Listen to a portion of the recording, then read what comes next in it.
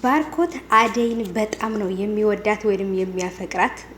መልካም ወንድም ንጹህ ወንድም ስለሆንከኝ አመሰግናለሁ ብላ ስታቅፈው እንደ እህቴ እኮ ነው የማይሽ ያለውን ነገር አስታወሰ። ምክንያቱም አሁን እንደ እህቴ ነው የማይሽ ያለውን ነገር ደግሞ ድጋሚ አፈቅርሻለሁ ማለት በጣም ይከብዳል አይደለ?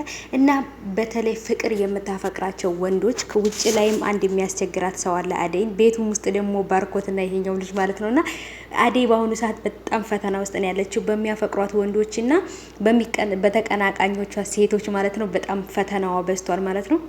ሰላም ሰላም፣ ውድ የተከበራችሁ የቻናሌ ተከታታዮች እንዴት ናችሁ? ከኔ ጋር ሁሉ ሰላም ነው። ሰላማችሁ ይብዛልኝ ባላችሁበት ውድ ቤተሰቦቼ። ለቻናሌ አዲስ ከሆናችሁ ሰብስክራይብ እያደረጋችሁ ቤተሰቡን፣ ነባሮች ደግሞ እንኳን በሰላም መጣችሁ ወደ ቻናሌ።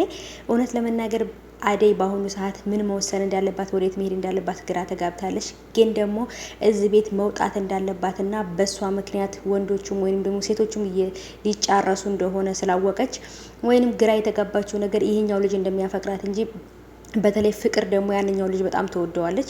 የፍቅር ወንድም ባርኮት ደግሞ እንግዲህ አደይን ያፈቅራታል። ግን ሁለቱም ወንዶች አደይን ያፈቅሯታል ማለት ነው።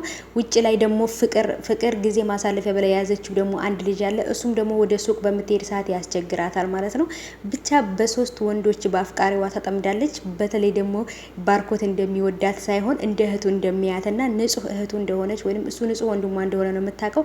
ባርኮት ግን ያፈቅራታል ማለት ነው። እዚህ ጋር ባቀፈችው ሰዓት በጣም ነበር ደስ ያለው። ምክንያቱም ዘፍቅር ነው፣ ፍቅር ስላለበት ማለት ነው። እሷ ግን በንጹህ እህትነት ነበር ይሄን ያደረገችው እና ብቻ አላቅም። ይሄ ብዬ ምን እንደምላችሁ አላቅም እህቶቼ። በጣም ከባድ ነው ማለት ነው ቤተሰቦቼ። እና ፍቅርና የፍቅር ደግሞ አንዲት ደግሞ ፍቅርን የምትመስል አንዲት ጭራቃለች ማለት ነው።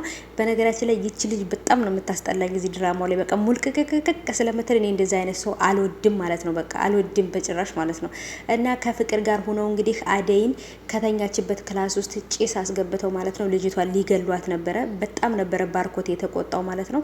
ምክንያቱም ፍቅርን የሚጣፍጥ እንደ ምርጥ ጥፊ ነው ያቀመሳት እዚህ ላይ ማለት ነው። ምክንያቱም ስልኳን ቀምታት ጭራሽ ቤተሰቦቿን ሁሉ እየተሳደበች እንዴት ሰው እንደምታንቋሽሽ ማለት ነው። እና እንደዛ አይነት ሰው በጣም ነው የምጠላው እዚህ ድራማ ላይ። በነገራችን ላይ ፍቅርን በጣም ነው የምጠላት እኔ እዚህ ድራማ ላይ። በተለይ ፍቅር የሆነ ነገሮቹን እንትን አለችው ማለት ነውና በጣም ነው የሚያስጠላባት። ግን ደግሞ እውነት ለመናገር በአሁኑ ሰዓት እሷ ያለችበት ሁኔታ በጣም ከባድ ነው። ግን በእኔ ምክንያት ቤተሰቦች መጣላት የለባቸውም መሄድ አለብኝ ብላ ወስናለች። እንደምታዩት እንግዲህ ከሰል ክላሷ ውስጥ አስገብታ በጭስ አፍና ልገላት ነበር ማለት ነው። ይሄን ሁሉ የሚያደርጉት ከዛችኛቱ ልጅ ጋር እየተመካከሩ ነው ማለት ነው።